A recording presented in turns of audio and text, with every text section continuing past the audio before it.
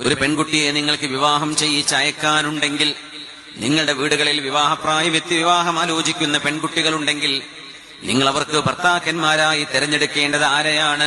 ഇദാ അതാകും മൻ തർളൗന ദീനഹു വ അമാനതഹു, അല്ലെങ്കിൽ ഇദാ അതാകും മൻ തർളൗന ദീനഹു വ ഖുലുഖഹു, ഏതെങ്കിലും ഒരു ചെറുപ്പക്കാരന്റെ ദീനും അവരുടെ സ്വഭാവവും നിങ്ങൾക്ക് ഇഷ്ടമായാൽ, ഏതെങ്കിലും ഒരു യുവാവിന്റെ ദീനീ ബോധവും അവരുടെ വിശ്വസ്തതയും നിങ്ങൾക്ക് ബോധിക്കുകയാണെങ്കിൽ, ഫസവ്വിജൂ, നിങ്ങളുടെ പെൺകുട്ടികളെ അത്തരക്കാർക്ക് വിവാഹം ചെയ്യിച്ചു കൊടുക്കണമേ.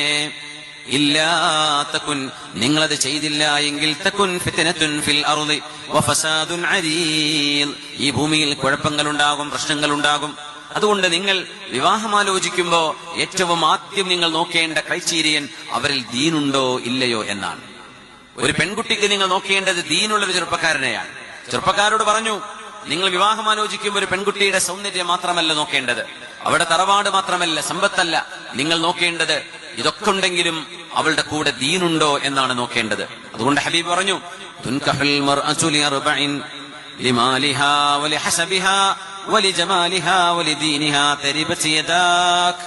ഒരു പെൺകുട്ടിയെ വിവാഹം ചെയ്തയക്കപ്പെടുന്നതിന് 4 കാരണങ്ങൾ ഉണ്ടാകാം.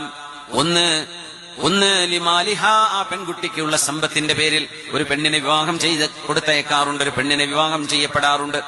വലിഹസബിഹ, അവളുടെ കുലമഹിമ, അവളുടെ തറവാട്, അവളുടെ മഹത്വം, അവരുടെ കുടുംബത്തിന്റെ ബഹുമതി, ഇത് നോക്കിയിട്ട് വിവാഹം ചെയ്തയക്കാറുണ്ട്.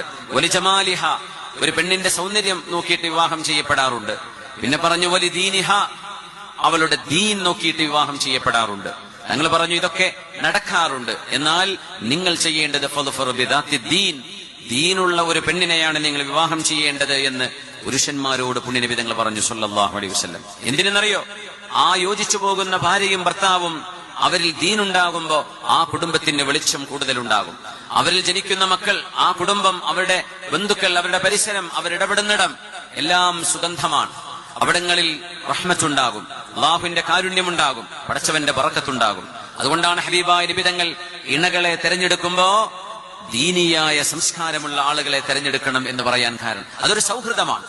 അതൊരു ലൈഫ് ലോങ് ഫ്രണ്ട്ഷിപ്പ് എന്ന് വിളിക്കാൻ പറ്റുമെങ്കിൽ, ജീവിതാവസാനം വരെ നീണ്ടു നിൽക്കുന്ന ഒരു സൗഹൃദമാണ് ദാമ്പത്യം എന്ന് പറയുന്നത്. ആ സൗഹൃദവും ഈമാനിലും ഇസ്ലാമിലും നിലകൊള്ളുന്നതാവണം എന്നാണ് പുണ്യനബി തങ്ങൾ പറയുന്നത്. സ്വല്ലു അല നബി മുഹമ്മദിൻ വആലിഹി. اللهم صل على سيدنا محمد وعلى آل سيدنا محمد وبارك وسلم عليه.